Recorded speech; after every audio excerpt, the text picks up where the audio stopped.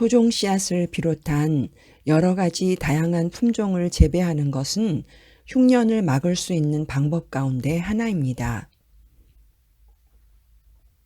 아낌없이 주는 논. 논이 우리에게 주는 것은 쌀뿐만이 아니에요. 아주 많은 선물을 주고 있어요. 하나씩 알아볼까요?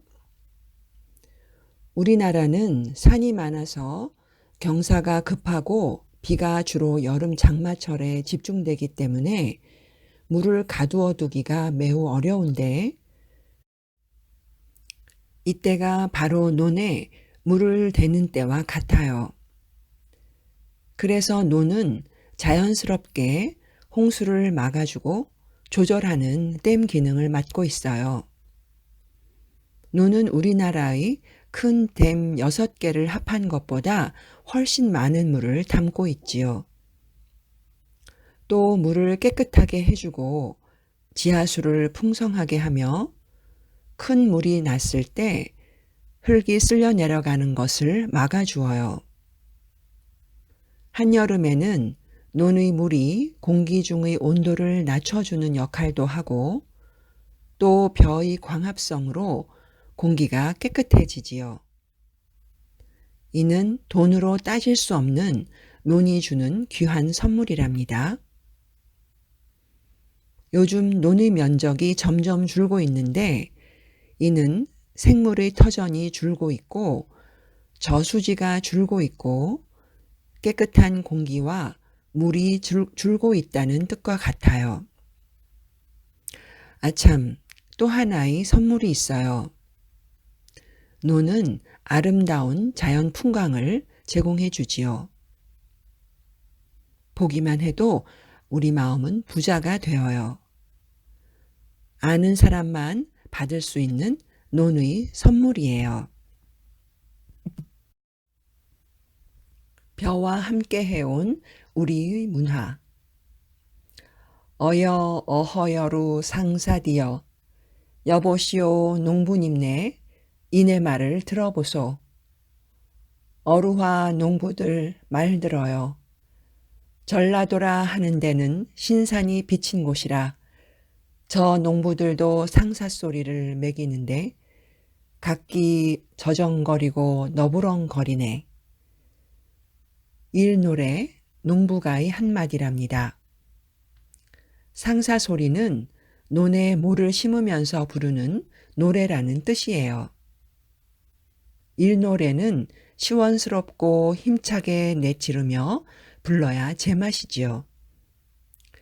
옛 농부들은 농부가를 부르며 힘든 모내기를 함께 했어요. 벼농사는 일손이 많이 필요해서 마을 사람 여럿이 함께 일했어요. 앞집 모내기를 끝내고 나서 우리 집 모내기를 했어요. 이를 품앗이라고 해요. 이렇게 일하다가 새참으로 시원한 막걸리라도 한 잔 마셨을 거예요. 온 동네 모내기가 끝나면 동네 사람들이 모여 풍물놀이, 농악을 하며 잔치를 했지요. 모내기 논에서 하는 풍물놀이는 꽹과리, 징, 장구, 북, 소고 같은 타악기가 중심이며 여기에 태평소리, 나발이 더해져 흥겨운 가락을 이루어요. 풍년을 기원하는 거지요. 일노래, 막걸리, 품앗이, 풍물놀이는 모두 우리나라의 문화랍니다.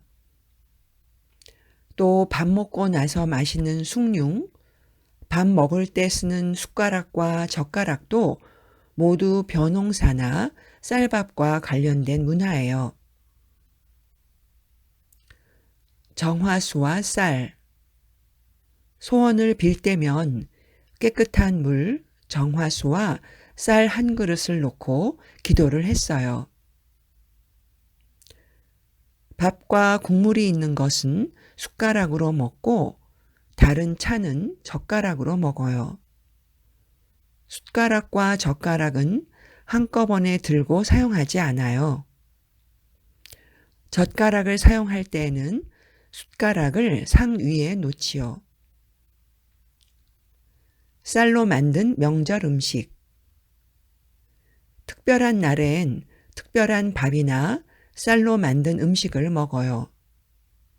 설날에는 떡국을 끓여 먹고 대보름에는 오곡밥을 지어 나누어 먹지요.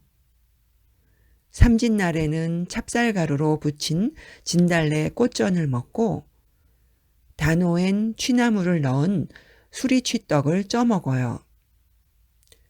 칠석에는 시루떡으로 칠석제를 지내지요. 추석에는 햅쌀밥을 지어 먹고 송편을 빚어 먹어요. 동짓날에는 찹쌀로 만든 새알심을 넣어서 팥죽을 쏘아 먹지요.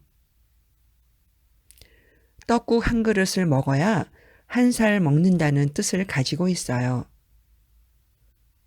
1월 1일에 새해를 맞이하면서 좋은 일이 찾아오길 기원하며 먹지요. 진달래 꽃전. 꽃전을 부쳐 먹으며 꽃놀이를 하는 풍속이 있어요. 삼진날은 음력 3월 3일로 이맘때에 진달래꽃이 피기 시작해요. 송편은 음력 8월 추석에 햇국식으로 빚어서 차례상에 올리지요. 송편은 풍년을 기원하는 음식으로 알려져 있어요. 팥죽은 병이나 나쁜 일이 생기지 않길 바라면서 12월 동짓날에 먹어요. 팥죽을 먹기 전에 잡귀신을 쫓으려고 집안 곳곳에 고수례를 하기도 해요. 우리나라는 예부터 밥이 하늘이다. 농자 천하지 대본이라 하여 농사일을 이 세상에서 가장 중요하게 여겼어요. 고려시대에도 조선시대에도 왕이 농사를 지었답니다. 고려 때는 왕이 직접 일구는 직전이라는 땅이 따로 있었고 조선시대에는 농사가 잘 되길 바라는 제사를 지낸 뒤에 왕이 밭을 가는 시범을 보였지요. 이렇게 왕이 직접 백성들에게 모범을 보였어요. 또 농사에 도움이 될 여러 제도도 만들었어요. 바쁜 농사철에 소를 빌려주는 제도를 만들기도 하고 농사에 도움이 되는 책을 펴내기도 했어요. 벼농사의 핵심인 물관리, 즉 치수에도 힘을 쏟았답니다. 조선시대 후기에는 쌀을 세금으로 거두어 들였어요. 쌀이 돈의 기능을 한 거지요. 오늘날에도 쌀값은 물가의 중요한 기준이 되고 있어요. 엄마가 아이를 낳으면 첫 국밥을 먹어요. 첫 국밥은 흰쌀밥과 미역국이지요. 특별한 날이 아니어도 늘 쌀로 만든 음식을 먹어요. 갖은 나물을 넣어 비벼 먹는 비빔밥, 김을 싸서 먹는 김밥, 시루떡과 같은 떡, 한과와 같은 과자, 식혜와 같은 음료, 고추장과 같은 장이나 조청 같은 양념도 쌀로 만들어요. 속담 속에 녹아든 밥, 쌀, 벼. 밥, 쌀, 벼는 우리 문화 구석구석에 많이 녹아 있어요. 우리말만 보아도 알 수 있죠. 높임말이 발달한 우리나라는 밥을 높여 진지라고 하고 임금님께 올리는 밥은 수라라고 해요. 또 제사 지낼 때 올리는 밥은 매라고 하지요. 밥이 지어진 상태에 따라 부르는 이름도 아주 많아요. 고두밥은 물이 아주 적어서 되게 지어 꼬들꼬들한 밥. 된밥은 물기가 적은 밥. 죽밥은 죽처럼 아주 질게 지은 밥. 진밥은 물기가 많은 밥. 선밥은 충분히 익지 않아 설익은 밥. 누룽밥은 솥바닥에 눌러붙은 누룽지에 물을 부어 불린 밥이에요. 참, 3층밥이라고 들어봤죠? 3층밥은 중간이 밥이 되었으나 맨 위는 덜 익고 맨 밑은 까맣게 탄 밥을 이르는 말이에요. 밥 짓는 솜씨가 없거나 산에서 밥을 지으면 3층밥이 되기 십상이지요. 그럼 밥, 쌀, 벼가 나오는 재미있는 속담과 뜻을 한번 살펴볼까요? 밥 먹듯 하다, 자주 하다, 밥 아니 먹어도 배부르다, 기쁜 일이 생겨서 마음이 매우 흡족하다, 밥 위에 떡, 좋은 일에 더욱 좋은 일이 생겼다. 밥 한 알 귀신 열을 쫓는다. 귀신이 붙은 듯이 몸이 쇠약해졌을 때라도 충분히 먹고 제 몸을 돌보는 것이 건강을 회복하는 가장 빠른 길이라는 뜻. 밥이 약보다 낫다. 병에는 약이 좋지만 밥은 그보다 더 좋다. 건강에는 밥을 잘 먹는 것이 우선이자 기본이라 이르는 말이다. 밥이 얼굴에 더덕더덕 붙었다.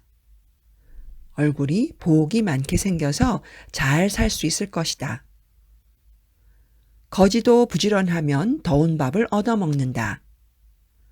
잘 살려면 부지런해야 한다는 뜻. 밥이 보약이다. 어떤 음식보다 꼭 먹어야 하는 것이 밥이다. 밥알이 곤두선다. 화가 치민다. 밥값도 못한다. 제 몫을 못한다.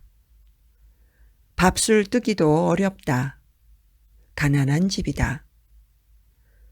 고추장이 밥보다 많다. 곁에 딸린 것이 주된 것보다 더 많다. 쌀은 쏟고 주어도 말은 하고 못 줍는다. 함부로 말하면 화를 입을 수도 있다. 쌀독에서 인심난다. 자신이 넉넉해야 다른 사람도 도울 수 있다. 밥 빌어다가 죽 써먹을 놈. 게으른 데다가 지혜마저 없는 어리석은 사람이라는 뜻. 벼이삭은 익을수록 고개를 숙인다.